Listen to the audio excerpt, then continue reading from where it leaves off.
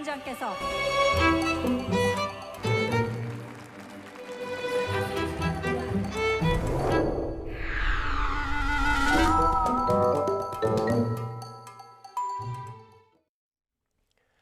오늘의 정치권 소식 김성환 시사평론가, 임승호 국민의힘 대변인과 이야기 나눠보겠습니다. 안녕하세요.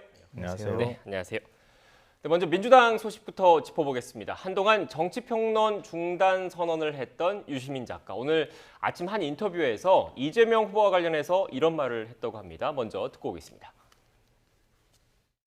산업화 시대를 죽지 않고 건너온 생존자예요. 이제 2010년에 성남시장이 되고 나서 뭐 엄청나게 수사도 많이 받았고 기소도 당했고 작년에 대법원까지 가서 무죄 판결 받은 그 건이 판결이 다르게 나왔더라면 사망했죠, 정치적으로. 정치적으로도 이제 지난 한 10여 년 동안 사실상 생존자에 가까운 그런 경로를 거쳐 왔어요. 저는 이재명 후보를 보면 저 사람 생존자다. 네, 유시민 작가의 인터뷰 발언 들었는데 평론가님, 유시민 작가 네. 정치평론 재개했다 이렇게 봐도 되는 겁니까? 사실 저도 오늘 라디오 들었는데요. 굉장히 애매하게 얘기를 하더라고요. 아, 재개한 건 아닙니까? 네, 왜냐하면 일단 라디오에 고정적으로 출연해서 계속 논평을 하거나 이렇게 하지는 않겠다 이렇게 얘기를 하고 있고요. 네. 그리고 이제 그 라디오에 출연하면서 내가 이재명 지사에 대해서 너무 좋게 얘기하면 굉장히 좀 그렇지 않을까 생각해서 마음에 부담이 됐다 이렇게 표현을 했는데 진행자가 오히려 이재명을 말한다라고 하는 코너이기 때문에 자유롭게 얘기해도 된다 이렇게 얘기를 하더라고요. 그러니까 앞으로 계속 정치평론을 하는지 이 여부는 이후 행보를 좀 지켜봐야 되겠다 이렇게 생각하는데요. 네.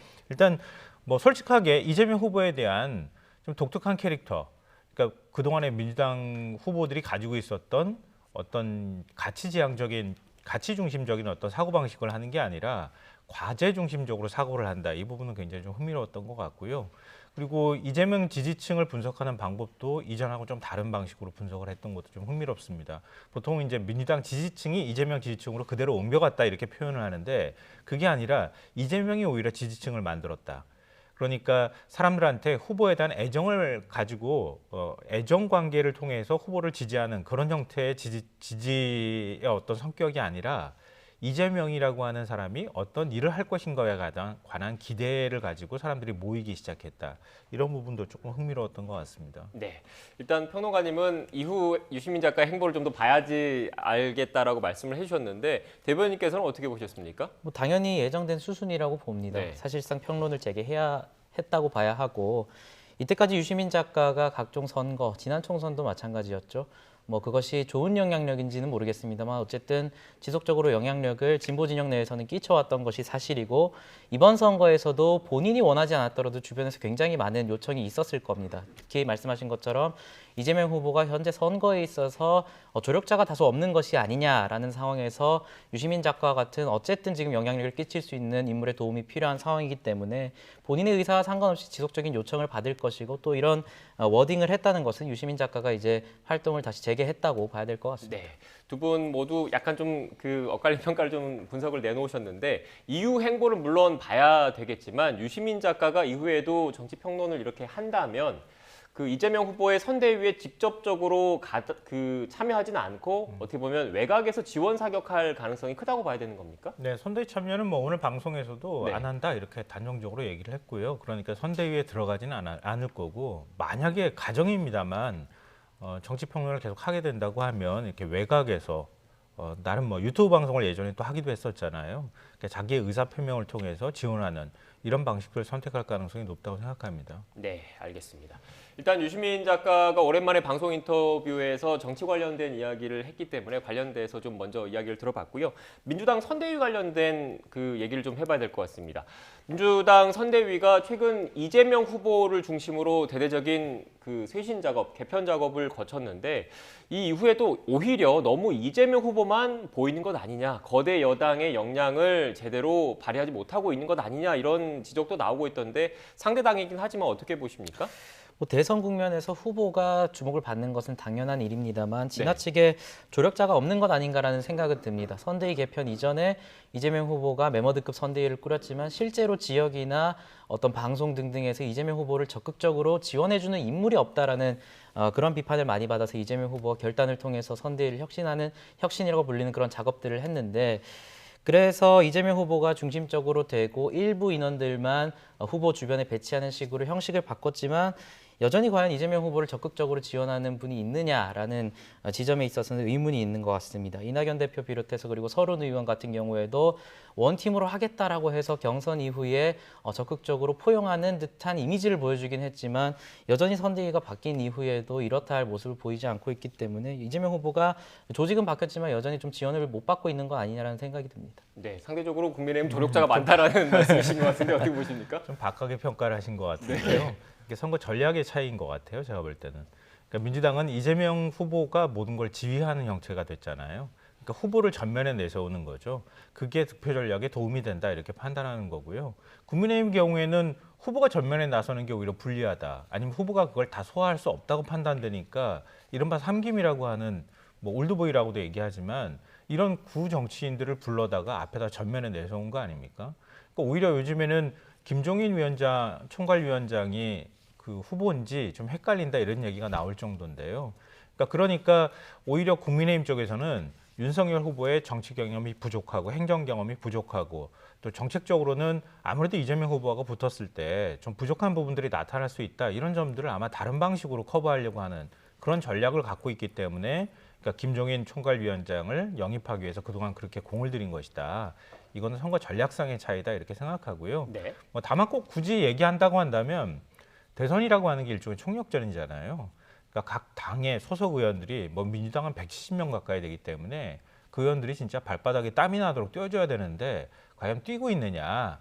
그런 시각에서는 아마 선거 끝날 때까지 얘기가 나오리라고 생각합니다. 열심히 뛰어줘야죠, 의원들 입장에서는. 평론가님께서는 뭐 선거 전략의 차이다라고 말씀을 하셔서 이제 국민의힘 선거 전략을 또 여쭤봐야 될 것 같은데 일단 지금 대변인께서 이 자리에 나오셨기 때문에 제가 궁금한 게 있어서 질문을 좀 드릴게요. 지난주 이 시간에 대변인께서 이 자리에 나오셨어요. 그래서 그때 한참 이준석 대표가 지방을 이른바 자맹을 하고 있을 때여서 측근이시니까 이준석 대표랑 연락이 되냐라고 물어봤더니 연락 안 된다라고 말씀하셨잖아요. 그런데 다음 날 보니까 울산에서 그 합의문을 읽고 계시더라고요. 그래서 이거 뭐지라는 생각을 좀 했습니다. 뭐 일단 제가 속인 건 아니고요. 네. 그 부분 좀 말씀드리면 여전히 대변인단과의 직접 소통은 안 되는 상황이어서 제가 대변인 업무를 수행하는 게 좀 어렵다라는 약간의 항의성 문의를 했고 이제 방송을 한 뒤에 이제 점심을 먹고 있는데 대표한테 직접 연락 온 것이 아니라 대표 측근을 통해서 제주도로 넘어오라는 연락을 받고 방송 끝나고 한 3시간 뒤엔가 비행기를 탔습니다. 그래서 뭐 제가 속으려고 그런 건 아니고요. 방송 시점상까지는 예, 연락이 안 그렇습니다. 됐다. 그래서 저도 좀 답답한 상황이었고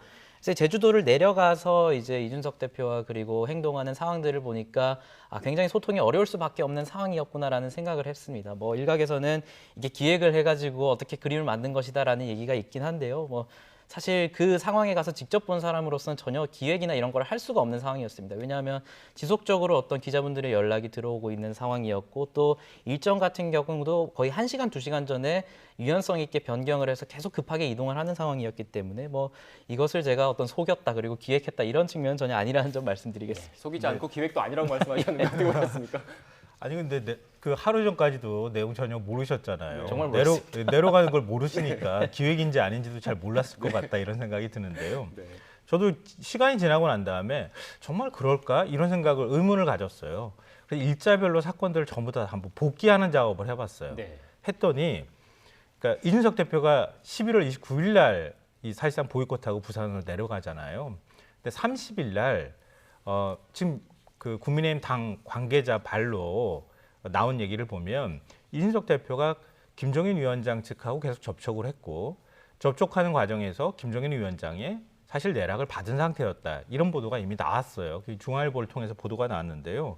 그런 걸로 보면 12월 2일과 3일 과정에서 있었던 일들이 좀 굉장히 많이 해석이 되더라고요. 왜냐하면 12월 2일 날 상임 고문단하고 만나잖아요. 오찬 모임이 있었는데 갑자기 김종인 위원장이 친구하고 만난다고 하면서 같은 장소에 나타나요. 근데 우연히 만난 겁니다. 이렇게 얘기가 나오거든요. 근데 그것도 참 공교로운 우연의 일치잖아요. 그리고 12월 2일 날 그 당일 날 저녁 때 유승민 의원은 김종인 위원장을 만나죠. 잠시만요. 그렇죠. 원희룡 전 지사가 김종인 위원장하고 회동을 하고요. 같은 시각에 그 윤석열 후보가 홍준표 의원을 만납니다. 참 그것도 이상하잖아요. 같은 날 그런 식으로 만나기가 어려운데. 네. 그리고 난 다음에 12월 3일 날 윤석열 후보가 울산으로 내려가서 이준석 대표하고 얘기하고 그리고 7시 한 반쯤부터 만났다고 하는데 9시 정도에 김종인 위원장 수락 받았다. 이렇게 해가지고 발표가 나옵니다. 뭔가 이상하잖아요. 네. 김종인 위원장 과거 스타일로 보면은 그렇게까지 그런 식으로 수락하지 않는 스타일이에요. 네. 집 앞에 직접 찾아와야지 수락하는 스타일이거든요. 그렇게 전화 한 통화로 그게 수락이 될 문제가 아니었죠. 그럴 정도라면 그 이전에 이미 그렇게까지 서로 간의 갈등 관계가 만들어지지 않았을 거라는 거예요. 그러니까 제가 이렇게 복귀한 결과는 11월 30일이나 1일 사이에 김종인 위원장으로부터 일단 오케이 사인을 받았고 이준석 대표가 그리고 난 다음에 김종인 위원장이 다시 들어오기 위해서는 여러 가지 명분을 만들어야 하는 과정이 있을 거고 윤석열 후보 입장에서 역시 마찬가지였을 거라고 생각하거든요. 그럼 어떻게 하면 명분을 만들 것이냐라는 걸 고민을 했을 거고 그 뒤에부터는 12월 2일하고 3일까지 행보는 김종인 위원장 모시기 작전이 짜여진 대로 행동한 것이 아닌가 저는 그렇게 추정을 하고 있습니다. 네, 지금 평론가님께서 이 질문을 드리려고 기사까지 찾으면서 꼼꼼하게 지금 질문을 드린 것 같은데 결국 우연히 반복되면 필연 아니냐 이런 질문인 것 같습니다. 그러니까 좀 말씀을 드리면 김종인 위원장과 후보 그리고 대표 간의 소통은 충분히 있었을 수 있을 것 같습니다. 하지만 이 모든 것이 마치 어떤 김종인 위원장의 명분을 지기 위해서 어떤 만든 것이다라는 것은 과대 해석이고요. 사실 저희 같은 경우에도 이제 제주도에서부터 제가 울산 일정까지 동행하면서 제주에서 후보를 만날지 울산에서 후보를 만날지 아니면 저희가 직접 서울로 올라가서 이제 본청에서 만날지 이런 다양한 방안들이 검토되고 있는 상황이었습니다. 근데 만약에 또 이걸 가지고 이준석 대표가 옆에 있는 사람들 모두 속인 거다라고 말하면 제가 할 말은 없겠습니다만은 그 상황을 보신다면 울산에 갔을 경우에도 지금 윤석열 후보의 직접적인 어떤 소통이 저희 측과도 어려운 상황이었기 때문에 저희가 어떤 기획을 할 수 있는 상황은 아니었고요. 다만 울산으로 넘어갔을 때 같은 경우에는 여기서 더 이상 이 상황을 계속해서 끌고 간다면 저희 당에도 굉장히 부담이 크고 후보와 대표 누구에게도 좋은 측면이 없기 때문에 여기서 단판을 짓자라는 측면이 있었다는 점 말씀드리겠습니다. 알겠습니다. 제가 너무 부정적으로 말씀드린 건 아니에요. 그 정도로 부정적인 건 아니고요. 네. 정치도 일종의 쇼가 또 네. 필요하고 이벤트도 필요한 거거든요. 네, 알겠습니다. 그러니까 서로 간에 어느 정도의 정당성을 갖고 결합하느냐 이 부분에 대한 상당히 고민한 흔적이 보인다. 이런 점들을 제가 복귀한 결과를 통해서 말씀드린 거예요. 일단 뭐 그 대변인께서 그 현장에 계셨던 분이라서 그 뭐 얘기를 좀 나눴고요. 조금 전에 여론조사 결과 하나가 지금 저희가 파악된 게 있어가지고 그 내용을 좀 해봐야 될 것 같습니다. 일단 제가 그동안 쭉 했던 얘기들 결국 이재명 후보 중심의 민주당 선거 전략 그리고 윤석열 후보를 필두로 해서 뭐 김종인 위원장, 이준석 대표 등 여러 조력자들과 함께 뛰는 국민의힘 선거 전략 이렇게 치열하게 맞붙고 있는데 지금 이 여론조사 결과 엠브레인 퍼블릭과 K스탯 리서치, 코리아 리서치, 한국 리서치가 지난 6일부터 8일까지 4월 동안 벌인 전국 지표조사 결과입니다. 보시는 것처럼 민주당 이재명 대선 후보가 국민의힘 윤석열 후보의 지지율을 5주 만에 오차 범위 안에서 앞지른 것으로 나타났습니다. 지난 6일부터 8일까지의 기간이 반영된 건데 평론가님께서는 이 결과 어떻게 보십니까? 일단 가장 큰 이벤트는 김종인 총괄선대위원장이 결합했다는 거잖아요. 국민의힘 네. 입장에서는. 그 외에 뭐 지지율을 더 반등시키거나 이럴 만한 요인은 없었다고 생각하거든요. 근데 그게 별로 영향을 발휘하지 못했을 수 있겠다 이런 생각을 좀 하게 돼요. 왜냐하면 그동안에 이제 선대위 갈등이 굉장히 길었는데 그걸 봉합하고 마무리했다고 하는 점에서는 긍정적인 호재로 작용할 수 있는 요인이 있지만 그 반대로 피로감도 상당히 컸거든요. 그리고 김종일 총괄위원장한테 대한 국민적 기대감이라는 게 이전에 좀 있었는데 이른바 전두환 옹호 발언으로 또 5.18에 대한 진정성이 의심받았단 말이에요. 김종인 위원장이 사실은 중도층 표심을 가장 많이 구애할 수 있었던 계기가 광주에 내려가서 무릎 꿇고 그런 모습들이었단 말이죠. 근데 그런 것에 관해서도 사실은 상당히 많이 그 정신 자체가 퇴색되거나 아니면 훼손된 것도 사실이란 말이에요. 윤석열 후보 때문에. 네. 그러니까 김종인 위원장에 대한 기대감이 상대적으로 시작하는 단계에서는 크지 않았다. 그런 점들이 저는 좀 작용이 되지 않았나. 그러니까 큰 변수로 작용하지 않았다 이렇게 생각이 되고요. 네. 그러니까 굳이 얘기하자면 이재명 후보하고 격차가 많이 발생했는데 컨벤션 효과는 빠진 상태에서 이제 다시 출발선에 선 것이다. 지금부터 어떻게 하느냐가 대단히 중요하다. 이걸 보여주는 여론조사 결과가 아닐까 싶습니다. 네, 제가 이 부분을 조금 전 나온 결과라서 좀 부연해서 설명을 드리면 일단 평론가님께서 그 조사 기간에 좀 주목을 하셨지 않습니까? 지난 6일부터 8일이니까 월요일부터 수요일까지 조사 기간인데 국민의힘이 이른바 선대위 내부에서 갈등을 겪었던 게 그 화합을 하게 된 게 이른바 울산 회동이 지난 3일 금요일인 거잖아요. 그리고 주말을 거치고 나서 어느 정도 선대위가 봉합된 이후에 여론조사를 했더니 이 결과가 나왔다. 거기에 좀 의미를 부여한 것이다라고 보이는데 어떻게 생각하십니까? 뭐 아무래도 평론가님 말씀하신 것처럼 이제부터 시작인 상태로 리셋됐다라고 저도 평가를 하고 싶습니다. 네. 왜냐하면 뭐 해당 일단 여론조사 추세만 봤을 때는 이렇게 역전된 것이 아니라 이재명 후보가 5% 정도 더 오르고 네. 윤석열 후보가 다소 조금 반등하는 추세였기 때문에 이런 부분에 있어서 좀 역전이란 표현 자체는 조금 저는 좀 비판하고 싶고 다만 여론조사의 추이는 분명히 봐야 된다. 윤석열 후보가 분명히 컨벤션 효과도 있었겠지만 이재명 후보의 압도적으로 이길 수도 있다라는 지지율이 있는 상태에서 이런 동등한 지지율이 나온다는 것은 저희로서는 굉장히 엄숙하게 바라봐야 될 지점이고 다만 현재 지금 울산 선언이라고까지 불리는 그런 어떤 전격적인 해동이 있은 다음에 이 이후에 사실 선대위가 꾸려지고 지금도 여전히 꾸려지고 있는 상황이기 때문에 지금부터 어떤 메시지를 내고 지금부터 어떤 인사 조치를 하냐에 따라서 이 지지율은 앞으로 충분히 변할 수 있을 것이라 생각합니다. 네, 지금 두 분께서 조금 전 나온 여론조사 결과에 대한 의미를 좀 분석을 해주셨는데 평론가님께서 그 앞서 말씀하셨던 것 중에 5.18을 비롯해서 호남 민심이라든지 여러 이런 부정적인 윤석열 후보 입장에서 부정적인 요인들을 언급을 해주셨어요. 그리고 인사 조치와 관련된 언급을 또 대변인께서 해주셔서 제가 이 이야기를 해보겠습니다. 국민의힘 공동선대위원장에 선임된 노재승 씨를 둘러싼 논란이 계속되고 있는데 어제 YTN에 그 노재승 위원장이 출연을 해서 이런 자신의 입장을 적극적으로 해명하기도 했습니다. 먼저 관련된 녹취를 듣고 오겠습니다. 과거의 발언 때문에 공동선대위원장직을 내려놔야 된다면 과거의 발언 때문에 대통령 후보직을 내려놔야 되는 후보도 있지 않겠습니까? 이재명 후보 얘기하는 겁니다. 정당이라는 것은 인재를 육성하고 성장할 수 있는 틀이 돼야 됩니다. 밖에 있던 사람을 갑자기 데려와서 이렇게 영입쇼를 하는 것은 한두 번은 모르지만 이제는 좀 지양해야 되지 않나 그렇게 생각하고 있습니다. 우리 노재석 위원장을 같이 갈지 아니면 좀 다른 조치를 취할지를 빨리 결정하는 것이 저는 좋다고 봅니다.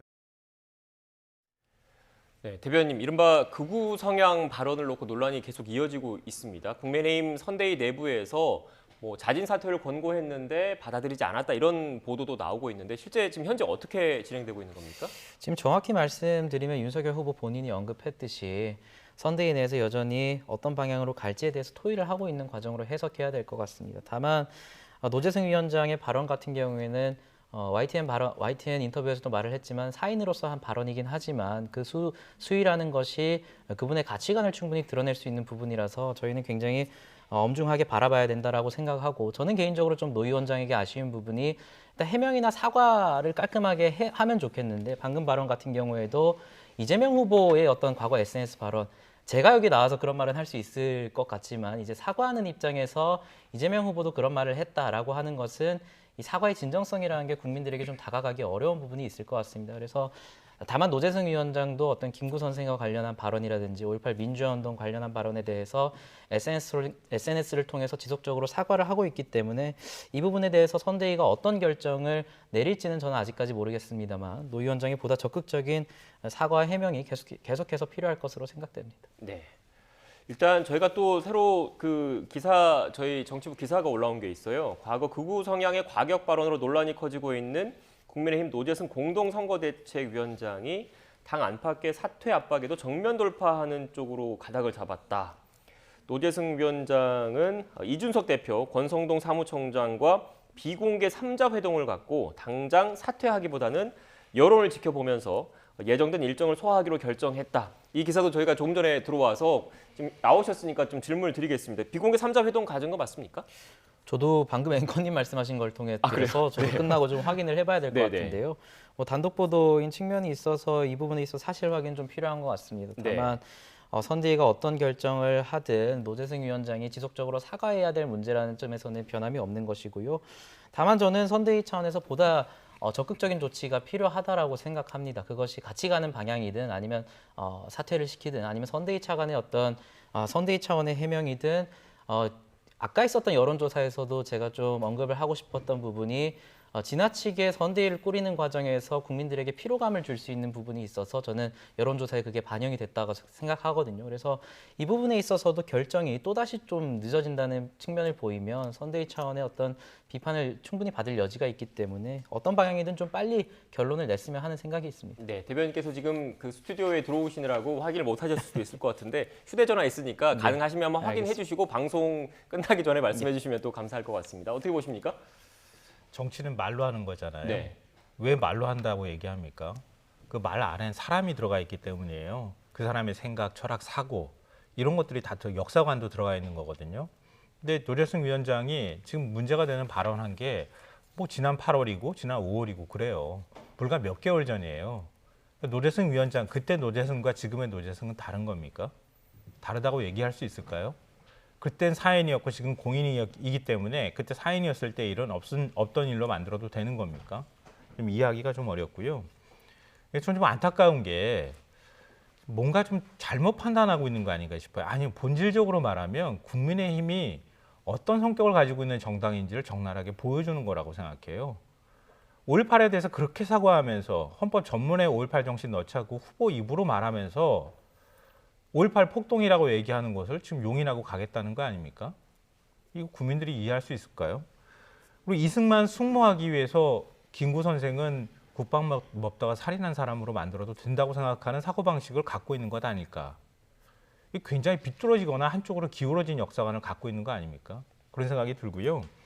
그리고 저는 조동연 전 민주당 공동선대위원장의 사퇴 교훈을 이상하게 지금 수용하고 있다고 생각해요. 조동연 전 위원장이 사퇴할 때 민주당 내부에서 안팎에서 지켜주지 못했다고 하는 얘기 많았어요.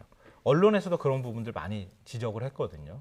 그러니까 그게 과연 한 10년 전에 있었던 사생활까지 들춰내서 얘기하는 것에 민주당이 그걸 용인하고 넘어가고 사퇴하도록 하는 건 그건 맞지 않은 것이다. 이런 부분에 대한 따끔한 질책이 있었거든요. 네. 근데 국민의힘은 지금 노재승 위원장을 지켜야 된다는 생각을 하는 것 같아요. 그 지킴으로 인해서 뭘 바라고 지키느냐의 문제가 전 중요하다고 생각하는데요. 노재승 위원장을 지킴으로 얻을 수 있는 건 아마 원래 국민의힘의 지지층, 굳건한 지지층으로 받는 지지층으로부터 역풍이나 반발이 일어날 것에 대한 두려움인 것 같아요. 그리고 2030 남성표를 겨냥한 것 같거든요. 근데 민주당에서 지키지 못했다고 하는 것은 오히려 민주당이 갖지 못한 표에 대한 고민이었다는 거예요. 근데 국민의힘은 지금 가지고 있는 표에 대한 고민을 하고 있다는 거죠. 그리고 2030 남성을 만약에 겨냥해서 그걸 의식해서 지금 이렇다고 하면 2030 남성들을 폄훼하는 거예요. 네. 2030 남성들은 다 일배입니까? 저 오히려 2030 남성들이 많은 교육 수준이 높고 지금 사회적으로 바라보는 정치 효능감이 굉장히 뛰어난 이런 세대에 대한 판단력을 무시하는 것이다. 이건 전체적으로 말하면 굉장히 큰 마이너스가 될 것이다 이렇게 생각합니다. 네. 일단 네. 2030 남성과 관련해서 저희가 어떤 전략적으로 이분을 데려가자 이런 분석은 저는 동의할 수 없고요. 2030 남성들도 저도 20대 남성입니다만 이분의 어떤 발언에 대해서 전혀 동의할 생각이 없어요. 그리고 5.18 민주화운동에 대한 얘기가 지속적으로 나와서 저희 당은 5.18 민주화운동의 그 가치에 대해서 충분히 동의를 한다는 것이 김종인 위원장과 이준석 대표가 지속적으로 말을 해왔던 당연한 것이고요. 다만 이제 노 위원장이 5.18 민주화운동을 폭동이라고 주장했다라는 발언에 대해서는 일부 언론사 보도를 통해서 5.18을 폭동이라고 주장했다라는 보도가 있었지만 노 위원장이 이 부분에 대해서 자신이 그것을 주장한 것이 아니라 자신은 5.18 민주화운동에 대한 특별법에 대한 논의를 한 것이고 그 영상을 공유한 유튜버의 그 발언 중에서 5.18이 폭동으로 볼 수 있는 측면이 있다라는 발언에 대해서는 본인도 분명히 동의하지 않는다라는 말을 계속해서 하고 있습니다. 그래서 이 부분에 대해서는 조금 구분할 필요가 있고 저희 당은 지금 김종인 위원장과 이준석 대표가 지금 1년 내내 해오고 있는 5.18 민주화 운동에 대한 입장 그리고 윤석열 후보가 5.18 정신을 헌법 전문에 넣자는 그것이 당연한 저희 당의 입장입니다. 네, 네, 일단 그럼 짧게 그 말씀만 드릴게요. 만약에 그 말씀이 맞다 그러면 그럼 추미애 전 장관이 이른바 줄리 논란과 관련해서 최근에 논란이 됐던 부분에 대한 영상을 공유했잖아요. 그 부분에 대해서 국민의힘에서 거세게 비난하고 있습니다. 그것도 똑같은 논리로 적용돼야 된다 이렇게 생각하고요. 그리고 앞서 이제 발언 2030 세대에 대해서 제가 발언한 부분에 대해서 한 문장만 제가 읽어드릴게요. 이양수 대변인이 이렇게 얘기합니다. 2030 젊은 세대가 갖고 있는 생각들을 여과 없이 표현한 것들에 바로 빠른 조치를 해야 하느냐 이렇게 얘기를 했고요. 오늘 기사 나온 내용을 그대로 제가 말씀드리는 거예요. 당내에서는 2030 남성의 정서를 대변하기 때문에 쫓아내듯 처리하기 어렵다 이런 얘기가 나온다고 하는 점. 그러니까 지금 말씀하신 거하고 좀 다른 내용이 지금 얘기가 나온 것이다. 그러니까 저는 그걸 가지고 지금 발언을 한 것이다라는 말씀을 드리고 싶네요. 네, 일단 제가 어떻게 보면 좀 공평한 측면을 예. 좀 하기 위해서 평론가님께 이 질문을 드릴게요. 앞서 간단히 뭐 추미애 전 장관 SNS 공유 관련된 이야기를 해주셨지 않습니까? 평론가님께서 보시기에는 그 행동 자체가 옳다 그러다 어떻게 보십니까? 그러니까 그건 뭐 정치 영역에서 옳다 그르다에 관한 네. 문제는 아닐 것 네. 같고요. 자신이 뭘 믿는 것에 관한 문제, 또 그것에 따르는 타당한 근거가 있느냐 없느냐에 관한 문제일 거예요. 그러니까 지금 뭐 그걸 처음으로 얘기한 동영상, 그러니까 그 유튜브를 만든 사람들 입장에서는 그럴 만큼의 어떤 신뢰 있는 사람으로부터 증언을 확보했다 이렇게 해서 지금 얘기를 하고 있는 네. 것이고요. 국민의힘에서는 그 근거가 틀리다 이렇게 주장을 하고 있는 것이잖아요. 서로 간의 생각과 주장이 지금 다른 것이다 이렇게 생각하는데요. 다만 이 점 하나는 좀 얘기하고 싶어요. 우리가 지난주 이 자리에서 이른바 조동현 그 위원장 사퇴 문제와 관련해서 얘기할 때 제가 반박하면서 얘기했던 게 나중에 줄리 얘기 어떻게 할 겁니까? 그렇게 제가 여쭤봤었죠. 똑같이. 이것도 그러면 그 논리대로라면 똑같이 적용되는 것이다. 이렇게 생각하고요. 네. 국민의힘에서는 우리는 그것에 대해서 이른바 조동현 위원장과 관련돼 있는 얘기 적극적으로 얘기하지 않았다 이렇게 얘기하실지는 모르겠지만 우리가 어떤 사안에 대해서 보이는 태도가 있어요. 찬성하는 사람도 있고 반대하는 사람도 있는데요. 외면하고 고개 돌리는 사람이 있어요.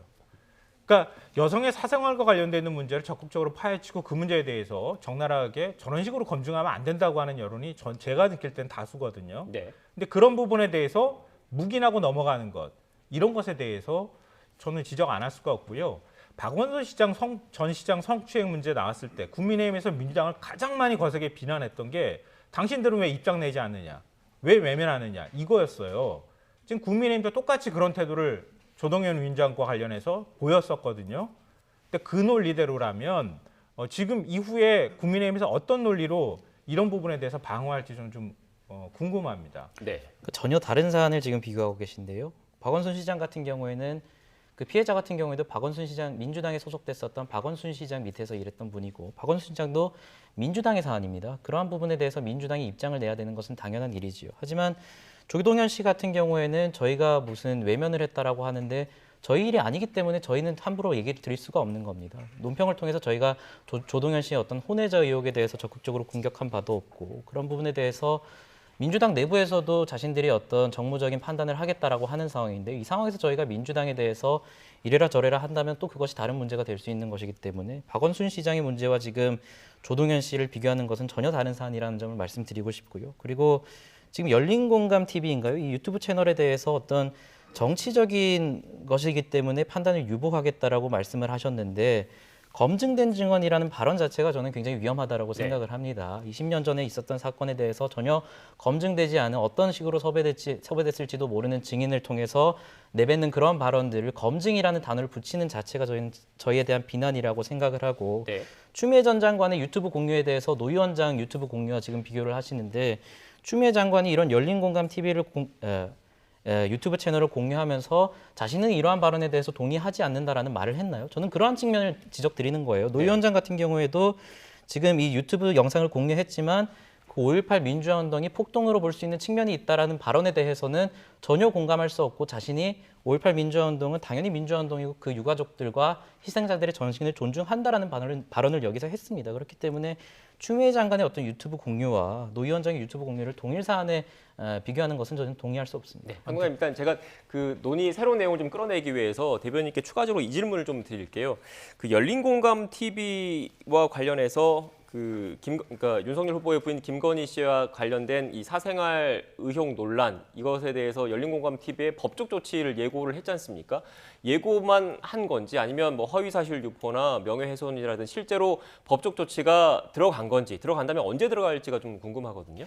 뭐 이 부분은 저희가 법적인 시기를 검토하고 있는 것이고 네. 열린공감 TV라는 유튜브 채널과 추미애 장관 차원의 어떤 사과나 이에 대한 정확한 해명이 없다면 저희는 예고한 대로 저희의 수순을 밟는 것입니다. 네, 실제로 진행할 것이다라는 예. 말씀이신 거고요. 네. 근데 지금 저 공유한 동영상을 공유한 것에 대해서 동일한 잣대를 대야 된다라고 제가 말씀드린 건 뭐였냐면요. 추미애 전 장관이 SNS에 글 올릴 때 동영상 공유하면서 이른바 줄리 의혹과 관련해서 자신의 개인적 견해를 쫙 이렇게 풀어서 이게 사실입니다, 아닙니다, 뭐라고 얘기하면서 글 올렸습니까? 그거 아니잖아요. 줄리를 이제 주얼리라고 불러야 되나? 뭐 이런 식의 얘기 하나 덧붙인 것밖에 없어요. 그런데 비난하고 지금 고발하겠다고 얘기하고 있잖아요. 조동현 위원장도 똑같이 공유했던 겁니다. 그 부분에 대한 지적을 제가 한 거고요. 그냥 공유만 했느냐? 그 밑에다가 뭐라고 덧붙였습니까? 폭도가 5.18 때 폭도가 끼어 있었다고 생각할 여지가 있다고 얘기했었잖아요. 그것도 자신의 견해를 밝힌 거예요. 그리고 난 다음에 이번에 다시 또 해명하면서 뭐라고 얘기했습니까? 5.18 유공자 명단 게시하자고 얘기했어요. 그 게시하자는 의미가 뭔지 모르십니까? 그러니까 전혀 생각이 바뀌지 않은 거예요. 그러니까 5.18 유공자들 중에 폭도가 끼어 있다 이런 얘기를 하고 있는 거예요. 이전에도 그렇게 국민의힘에서 주장했던 거고요. 그러니까 얘기가 일관성이 있는 거예요. 그러니까 5.18 문제에 대해서 생각이 삐뚤어졌고 5.18 폭동이라고 얘기하는 그 논지에서 얘기를 이어가고 있다고 제가 말씀드렸다. 이 말씀 드리는 거예요.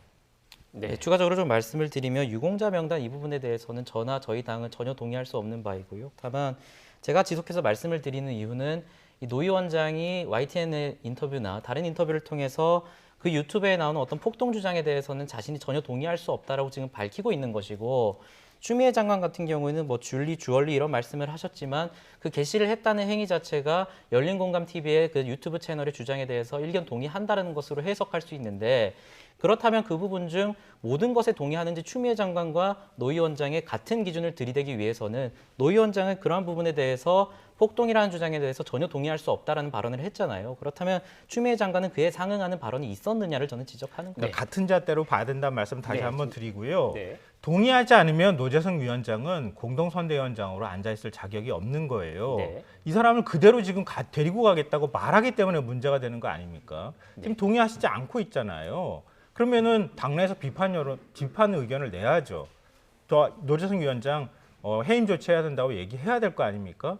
근데 당 지도부는 지금 그렇지 않잖아요. 그래서 비난을 받고 있는 겁니다. 네, 알겠습니다. 일단 좀 저희가 시간이 다 돼서 마무리를 좀 해야 될 것 같은데 앞서 저희가 지금 생방송이다 보니까 실시간으로 저희 올라온 기사를 좀 확인을 요청을 드렸었던 거고 지금 평론가님께서도 저희 기사 중에 그 이른바 극우 성향 발언 논란 일으킨 노재승 위원장 여론을 보면서 정면 돌파로 가닥을 잡았다 이런 내용을 저희가 말씀을 드렸고 확인을 해보겠다고 한번 말씀하셨는데 관련된 내용 들어온 게 있습니까? 지금 뭐 저희가 열띤 토론을 하다 보니까 제가 연락을 못 받고 있는데 네. 제가 한번 확인해보고 네, 말씀드리겠습니다. 알겠습니다. 추가로 확인이 되는 대로 또 다음 기회에 또 말씀해 주시면 될 것 같고요.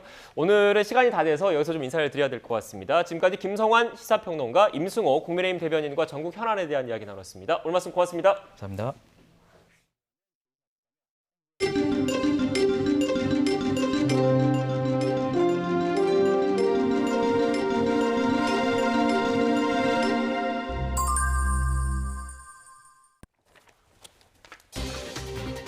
국내 코로나19 신규 확진자 수가 이틀 연속 7,000명대를 기록하며 확산세가 거세지고 있습니다. 위중증 환자는 또 역대 최다였습니다. 수도권 중환자 병상 가동률이 85%로 높아지고 병상 대기자도 크게 늘어서 1,000명을 넘어서는 등 의료 상황이 빠르게 악화하고 있습니다. 병상 부족 때문에 치료가 제때 이루어지지 않으면 하루 사망자가 100명을 넘을 수 있다는 경고까지 나왔습니다. 50년 뒤 우리나라 인구가 3,700만 명 수준으로 줄어들 것이라는 정부 전망이 나왔습니다. 생산 연령 인구가 차지하는 비중은 72%에서 46%까지 떨어지는 반면 65세 이상 고령 인구 비중은 절반 수준까지 오를 것으로 내다봤습니다. 문이과 구분을 없애고 통합형으로 처음 치러진 올해 대학 수학능력시험은 실제로 수험생들에게 불수능이었던 것으로 나타났습니다. 국어 영역 표준점수 최고점은 역대급 불수능에 가까웠고 수학도 표준점수 최고점이 지난해보다 대폭 올랐습니다. 제주에서 전 동거녀의 15살 중학생 아들을 살해한 백광석과 김신남이 나란히 중형을 받았습니다. 1심 재판부는 각각 징역 30년과 징역 27년을 선고하고 10년 동안 전자발찌를 차도록 했습니다. 경남 창원의 한 어촌 마을이 동네를 휘젓는 서로 골머리를 앓고 있습니다. 주인이 소떼를 풀어서 키우기 때문인데 행정기관에서도 딱히 손쓸 방법이 없어서 주민의 고통이 커지고 있습니다.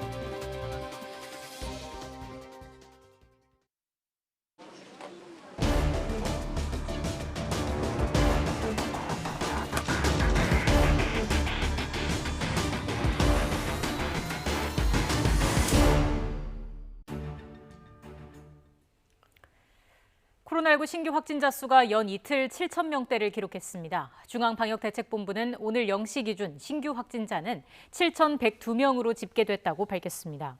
이는 신규 확진자 수로는 역대 최다 규모였던 어제 7,175명에 이어 두 번째로 많은 확진자 수입니다. 서울에서만 확진자가 2,785명이 발생하는 등 수도권 확진자 수는 5,418명으로 전체 지역 발생의 76.5%를 차지하며 유행을 주도하고 있습니다. 위중증 환자도 하루 만에 17명이 늘어서 857명으로 역대 최다 기록을 경신했습니다. 코로나19 관련 사망자 수도 57명 증가해 누적 4,077명입니다. 코로나19 위중증 환자가 연일 역대 최다를 기록하면서 수도권을 중심으로 의료 역량이 한계에 달하고 있습니다. 중앙사고수습본부 자료를 보면 어제 오후 5시 기준 수도권 중환자 전담병상 가동률은 85%로 하루 전보다 0.5%포인트 높아졌습니다. 지역별로는 서울이 88.4%이고 경기 81.1%, 인천 87.3%로 집계됐습니다. 남은 병상은 서울 42개, 경기 69개, 인천 10개로 수도권 전체의 121개입니다. 전국 중환자 병상 가동률은 78.8%로 전날보다 0.1%포인트 높아졌습니다. 국내 10살 미만 코로나19 확진자 가운데 세 번째 사망자가 나왔습니다. 중앙방역대책본부는 어제 0세에서 9세 확진자 가운데 1명이 치료 중에 사망했다고 밝히고 감염 경로와 치료 기간, 기저질환 유무 등을 조사하고 있다고 밝혔습니다. 지금까지 국내에서 코로나19 확진 뒤 사망한 10살 미만은 모두 3명입니다. 코로나19 신규 확진자가 7,000명대로 치솟고 위중증 환자도 800명을 넘어선 것과 관련해서 정부의 상황 인식이 너무 낙관적이라며 지금이라도 빨리 상황을 정비해야 한다는 전문가의 주장이 나왔습니다. 이재갑 한림대 감염내과 교수는 오늘 한 라디오 방송에 출연해 지금은 유행 규모를 감소시키는 게 가장 중요한 상황인데 현재 시행되는 사적 모임 규제와 방역 패스 확대 수준으로는 효과를 나타내기 정말 어렵다고 지적했습니다. 기존 백신으로도 코로나19 새 변이인 오미크론 감염을 예방할 수 있다는 연구 결과가 나왔습니다.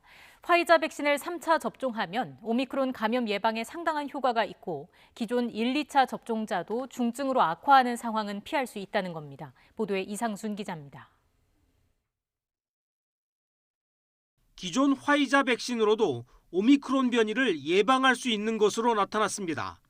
보도자료로 공개된 미국의 화이자와 독일의 바이오엔테크의 실험 결과입니다. 하지만 부스터샷, 즉 3차 접종이 전제 조건입니다. We expect significant protection against any type of COVID-19 mediated by Omicron in individuals who have received the third vaccine. 오미크론 변이는 백신 2회 접종자의 중화항체 효과를 현격히 감소시켰습니다. 하지만 3회차 접종을 하면 중화항체가 기존 2회 접종 때보다 25배 증가했습니다. 세 번째 백신을 맞은 지 한 달이 지난 접종자의 혈액으로 실험한 결과 오미크론 변이에 대한 예방 효과가 2019년 말 중국에서 처음 발견된 코로나19 바이러스에 대한 2회 접종 예방 효과와 비슷했습니다. 당시 예방 효과는 약 95%였습니다. 기존의 2회 접종은 감염을 막을 수는 없지만 중증 예방 효과는 상당 부분 유지됐습니다. 화이자와 바이오엔테크는 오미크론 변이용 백신 개발에도 속도를 내고 있습니다. The timelines are such that we would be delivery ready with a Omicron adapted vaccine by March next year, pending regulatory authorization. 백신 제조사 중 오미크론 변이에 대한 효능을 공식 발표한 건 화이자와 바이오엔테크가 처음입니다. 모더나와 얀센 등은 앞으로 몇 주 안에 데이터를 공개할 것으로 기대된다고 로이터 등 외신은 전했습니다. YTN 이상순입니다. 지금까지 미국에서 오미크론 변이에 감염된 43명 중 4분의 3은 백신을 맞은 사람이고 3분의 1은 부스터샷까지 맞은 사람이라고 로셸 월렌스키 미국 CDC 질병통제예방센터 국장이 밝혔습니다. 아직 통계 대상이 적긴 하지만 오미크론의 백신 회피 능력이 밝혀진 것입니다. 월렌스키 국장은 다만 오미크론 감염자들의 주요 증상은 기침과 충혈, 피로 등으로 가벼운 수준이고 입원한 사람은 1명뿐이라고 밝혔습니다. 백신 접종을 마친 사람만 다중 이용시설을 출입할 수 있도록 하는 방역 패스를 청소년에게도 적용하도록 한 정부 방침이 위헌이라며 고등학교 3학년 학생이 헌법 소원을 내기로 했습니다. 고3 학생인 양대림 군 등 국민 450여 명은 내일 방역 패스에 대한 헌법 소원 심판을 청구할 예정이라고 밝혔습니다. 양군 등은 방역 패스가 백신의 효과성과 안전성에 대한 의구심이 커지는 상황에서 청소년을 포함한 일반 국민에게 사실상 백신 접종을 강제하는 것이라며 명백히 위헌이라고 주장했습니다. 청소년들에게 코로나19 백신을 접종하고 있는 베트남에서 접종 이후 숨진 청소년이 4명으로 늘었습니다.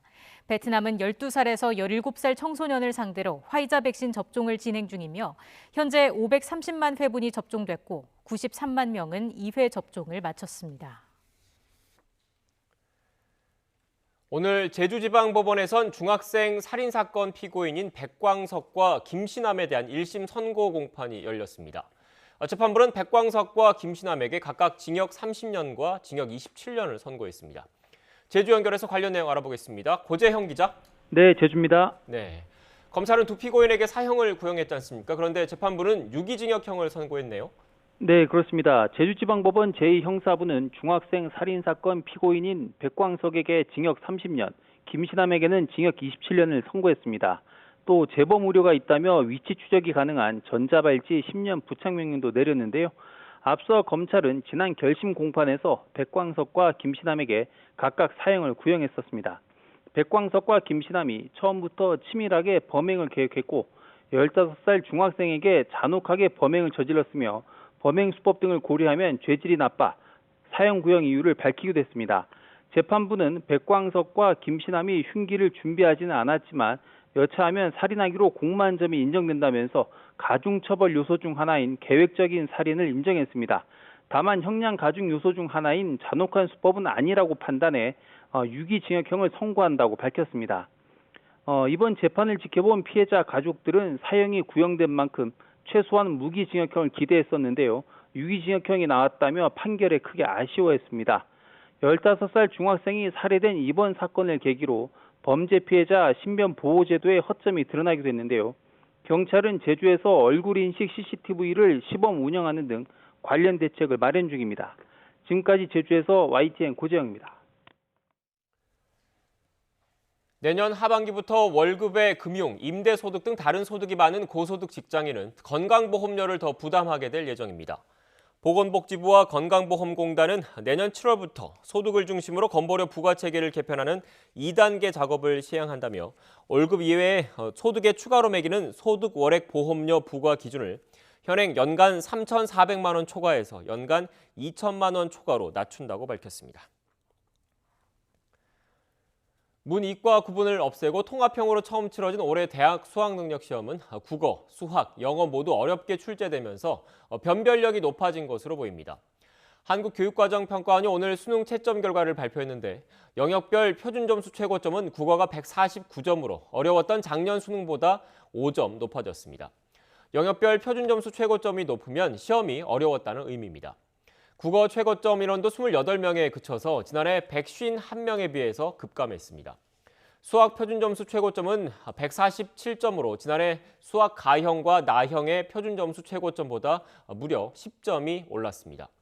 영어 역시 90점을 넘긴 1등급 비율이 6.25%로 지난해 절반에 그쳐서 어렵게 출제됐다는 평가가 나오고 있습니다. 개별 성적표는 내일 수험생들에게 배부됩니다. 지난해 코로나19 집단 감염 여파로 중등교원 임용시험의 응시 자격을 박탈당했던 수험생들에게 국가가 배상해야 한다는 판결이 나왔습니다. 서울중앙지방법원은 오늘 수험생 이모 씨 등 40여 명이 국가를 상대로 낸 손해배상 소송에서 국가가 원고 한 명당 위자료 1,000만 원을 배상하라고 판결했습니다. 앞서 수험생들은 지난해 교육부가 하반기 초중등 1차 임용시험에서 코로나19 확진자의 응시를 제한하자 확진됐다는 이유만으로 응시를 제한한 건 위법하다며 국가를 상대로 한 사람의 1,500만 원을 청구하는 소송을 냈습니다.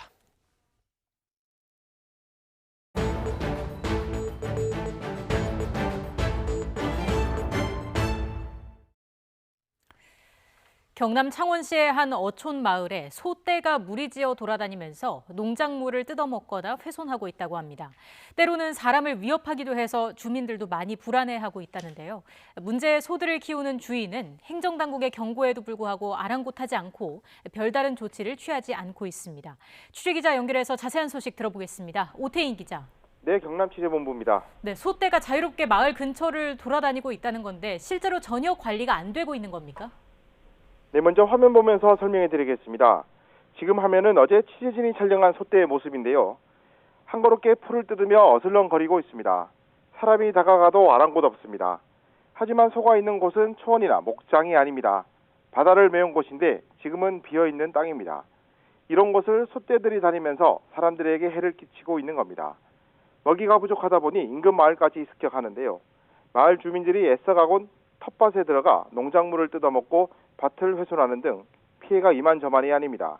한 주민은 김장을 하려고 1년 동안 키운 배추와 대파 같은 농작물들이 하나도 쓸 것이 없다고 했습니다. 네, 농작물 피해를 보고 있고 사람을 위협하는 경우도 있다면서요? 네, 소떼는 지난해 인근에 있는 골프장까지 들어갔습니다. 거기서 사람을 위협했고요. 골프장 이곳저곳을 뛰어다니며 난동을 부렸습니다. 마을 주민들도 언제 들이닥칠지 모르는 소 때문에 불안해하고 있습니다. 마을에는 100여 가구의 주민들이 살고 있는데요. 아이들까지 있다 보니 언제 소 공격을 받을지 몰라 노심초사하고 있습니다. 주민 신고도 이어지고 있는데요. 소방대원이 출동한 것만 지난해 46건이고 올해 74건입니다. 2년 동안 일주일에 한 번꼴로 소 때문에 현장에 나갔습니다. 소방대원이 현장에 나가도 소는 멧돼지 같은 유해조수가 아니다 보니 포획할 수도 없어 쫓아내고만 있습니다. 네, 소 때문에 사람이 다칠 수도 있는 상황인데 주인은 왜 내버려 두고 있는 겁니까? 네, 소가 나타나기 시작한 건 10년 전쯤입니다. 한두 마리 보이더니 새끼까지 낳으면서 24마리까지 늘었습니다. 마을 주민들은 소 주인이 인근에 사는 60대라고 밝혔습니다. 주민은 물론이고 창원시도 수차례 소 주인을 만나 축사를 짓거나 소를 처분하라고 해도 설득이 안 된다고 밝혔습니다. 마을 통장은 주인이 소를 자식처럼 생각하고 있고 소를 팔면 도살장 등에 끌려가서 죽임을 당할 것 같아 처분하지 않는다는 말을 들었다고 했습니다. 창원시가 적극적으로 나서기도 쉽지 않습니다. 소들은 주인이 있는 엄연한 사유재산이다 보니 주인 동의가 없으면 강제 처분이 쉽지 않은데요. 피해가 이어지자 창원시는 미등록 가축 사업 등 축산법 위반으로 3년 동안 과태료 610만 원을 부과했습니다. 하지만 소 주인은 이마저도 내지 않았고 결국 창원시가 3마리를 압류해 공매를 진행하고 있습니다. 주민들도 나서 집단 소송을 검토하고 있고 창원시도 동물보호법 위반 혐의로 경찰에 고발까지 했습니다. 지금까지 경남 취재본부에서 YTN 오태인입니다. 50년 뒤 한국 인구가 3천만 명 수준으로 쪼그라들 것이라는 정부 전망이 나왔습니다. 통계청은 오늘 장래 인구 추계를 통해 현재 5,100만 명 수준인 한국 인구는 2070년에는 3,700만 명 수준으로 줄어들 것이라고 밝혔습니다. 또 사망자가 출생아보다 많은 자연 감소 규모는 갈수록 커져서 지난해 3만 명이 줄어든 데서 10년 뒤에는 한 해 10만 명이 감소하고 50년 뒤엔 51만 명이 줄어든다고 내다봤습니다. 15살에서 64살까지의 생산 연령 인구가 전체에서 차지하는 비중은 급감해서 지난해 72%였던 게 50년 뒤면 46%가 될 것으로 분석했습니다. 반대로 65세 이상 고령 인구의 비중은 갈수록 늘어 현재 15% 정도에서 50년이 지나면 46%로 전체의 절반 수준에 이른다고 전망했습니다. 신안산선 영등포역과 GTX-C 창동역 등 8개 철도 역사 위에 공공주택이 들어설 전망입니다. 국토교통부는 서울시, 경기도와 함께 신규 철도 역사를 활용해 공공주택을 복합 개발하는 사업을 추진한다고 밝혔습니다. 이는 철도역을 건물형으로 만들어 아래층은 철도 출입구로, 위층은 주택으로 복합 개발한 뒤 공공기관이 해당 주택을 사들여 청년을 위해 공급하는 방식입니다. 부동산 투기 의혹을 받는 김현미 전 국토교통부 장관이 경찰에 출석해 조사받았습니다. 경기 북부경찰청 반부패 경제범죄수사대는 지난 주말 김 전 장관을 소환해 4시간 가까이 조사했다고 밝혔습니다.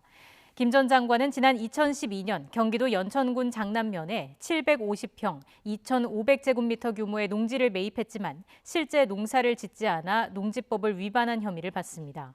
또 이 땅에 남편 명의로 지은 단독주택을 장관 재임 기간에 동생에게 처분한 사실이 발견돼 남편과 동생 2명도 피의자 신분으로 입건된 상태입니다.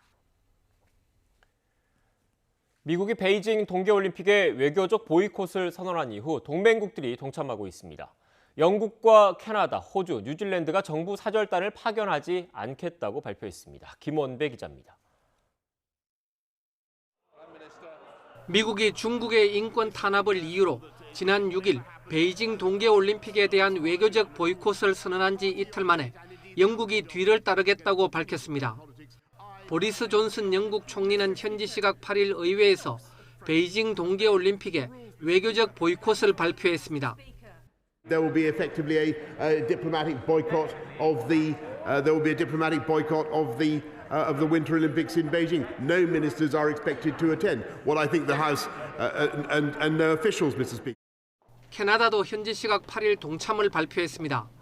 쥐스탱 트리도 캐나다 총리는 중국의 인권 상황에 아주 우려하고 있다며 베이징 동계올림픽에 외교적 보이콧을 밝혔습니다. We are extremely concerned by the repeated human rights violations by the Chinese government.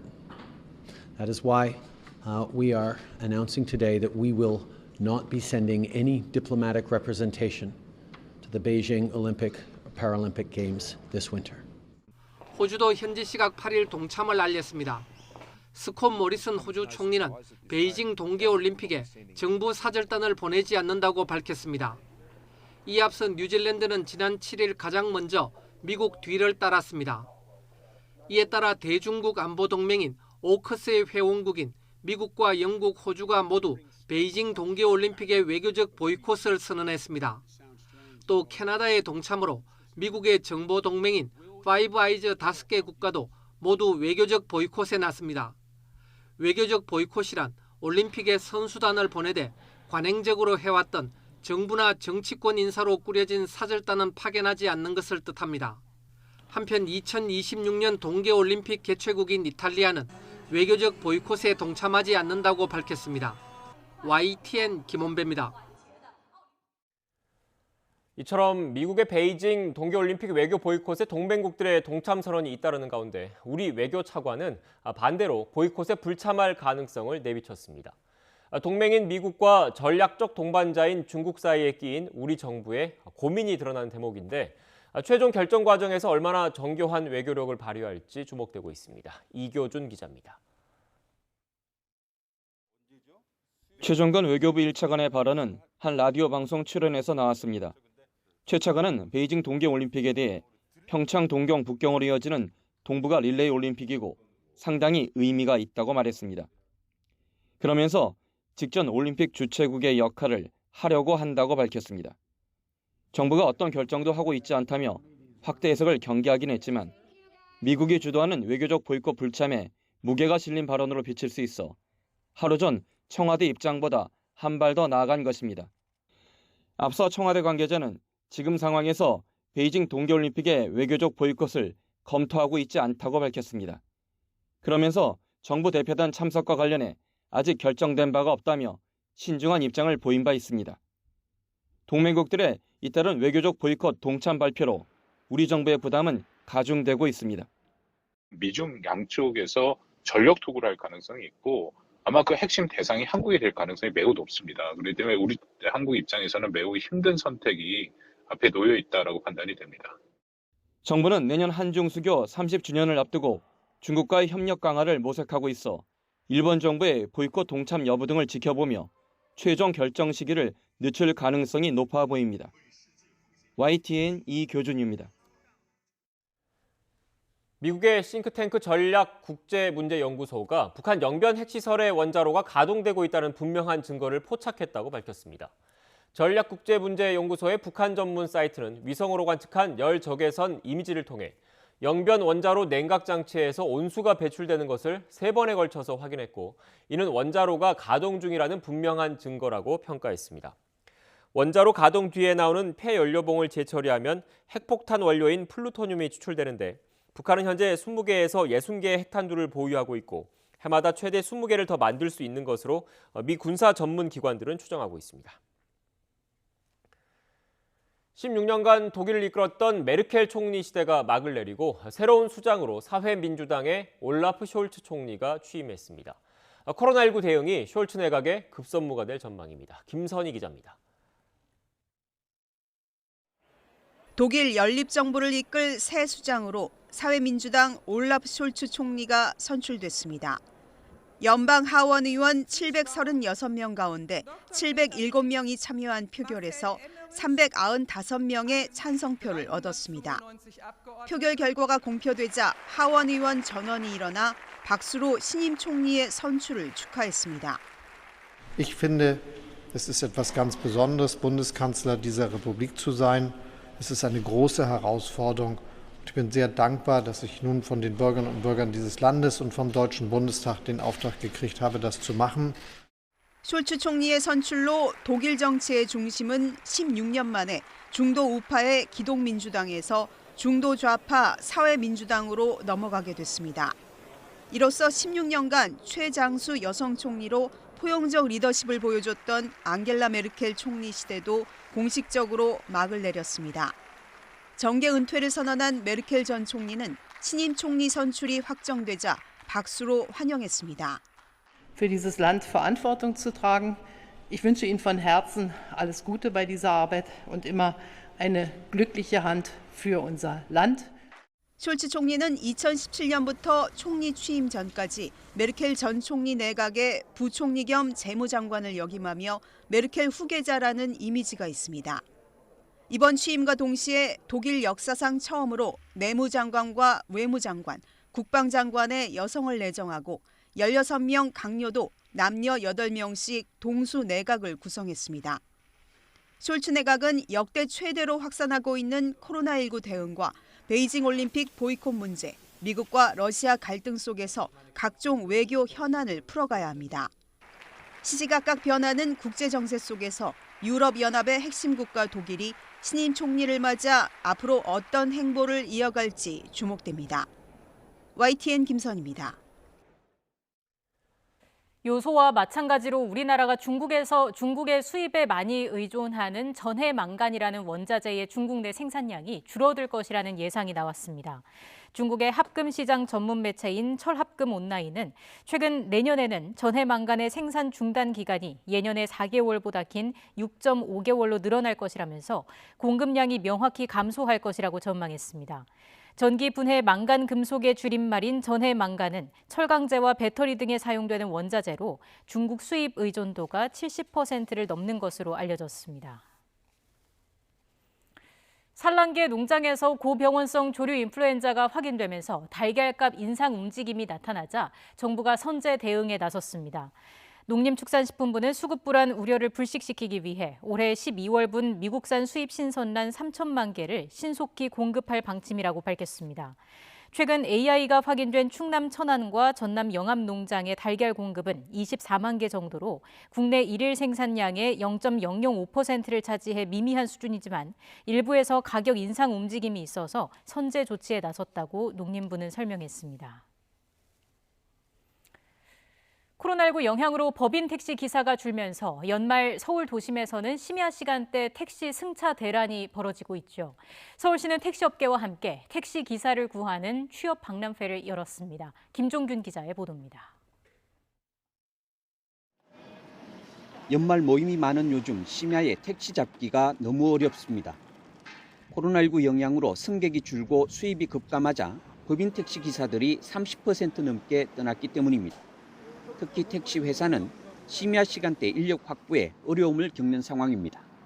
한참 코로나가 성행돼 있을 때 약 1만 명이 이상의 기사가 떠났습니다.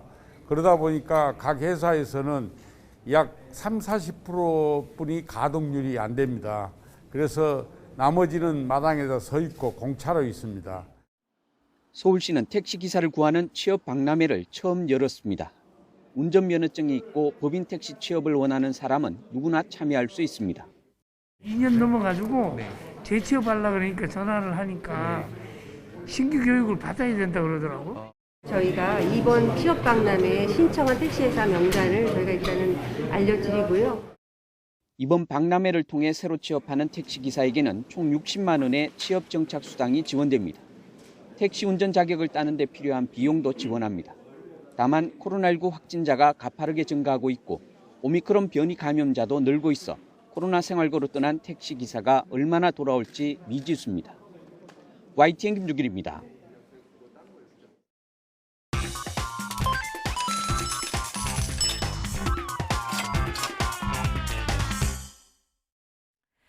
오늘의 경제지표입니다. 먼저 국내 증시부터 보시겠습니다. 먼저 코스피, 어제 상승세를 유지하고 있고요. 코스닥도 1% 넘게 오르고 있습니다. 오미크론 관련 불확실성이 완화되면서 위험 선호 심리가 살아나는 모습입니다.